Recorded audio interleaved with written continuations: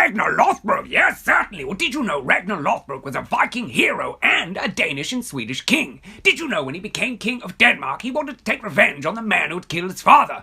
That was Swedish King Fro. He killed Fro with the help of a shield maiden called Lagata, who he would later go on to marry.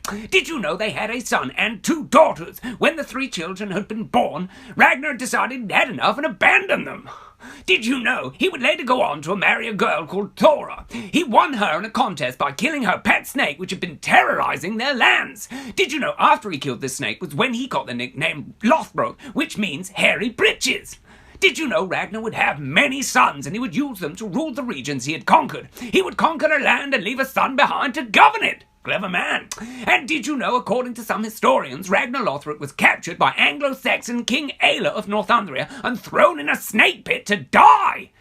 Crazy. Can you do facts about Winston Churchill? Yes, certainly. Did you know his mother was born in Brooklyn, New York? Yep, so the man renowned as one of the greatest Britons of all time was actually half American. Crazy. Did you know he served as Prime Minister twice? Once during World War II and then again from 1951 to 54. Did you know he won the Nobel Prize for Literature in 1953?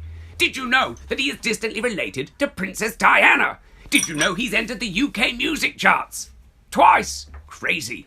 Did you know that he was once a prisoner of war during the Boer War of South Africa? He was working as a news correspondent when his train was ambushed. He was taken prisoner, sent to a prison camp, but then soon escaped by scaling a wall. He returned back and was branded a hero. Good man. And did you know he is famous for his quotes? My favourite quote of his? A gentleman does not have a ham sandwich without mustard. I think he may have done some better ones, but I think that's definitely the most prolific.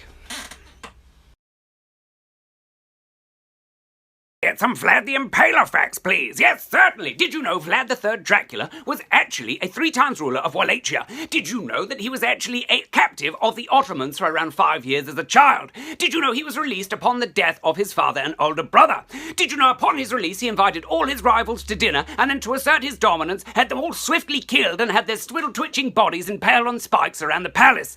Did you know he also would behead, disembowel, skin or boil alive his enemies? But his favourite form of death was impaling. He would insert a spike through the genitals of a person and then allow their body weight to slowly slide them down the spike until they died. This would sometimes take hours or even days and look like this.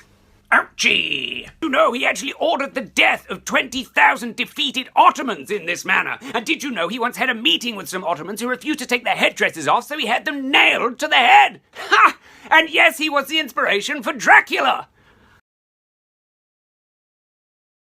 Facts on Alfred of Wessex, yes, certainly. Well, did you know King Alfred the Great is actually the only English monarch with great attached to his name?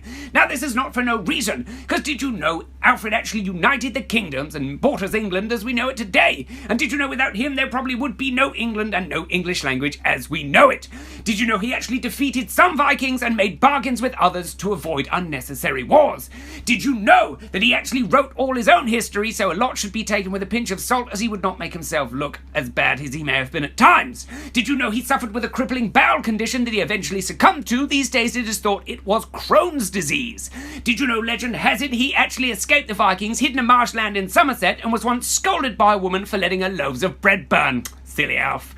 Did you know that legend also has it that he once infiltrated a Viking camp armed only with a harp? He dazzled the Vikings with the songs he learnt as a child and eventually escaped a few days later with vital information. Long live the king! You should do Mad Jack Churchill facts. Yes, certainly. Did you know Mad Jack Churchill was born in 1906 to British parents while abroad in Hong Kong? Did you know he later joined the British Army, found a love for adventure, and actually learned to play the bagpipes on his first tour of Burma? Did you know he then went to Oslo, Norway, and came second in the World Archery Championships? Did you know during World War II, when everyone else was fighting with guns, Mad Jack became infamous for fighting with a basket-hilted Scottish broadsword and a longbow? Did you know, in fact, he is the only British soldier accredited with a longbow kill in World World War II?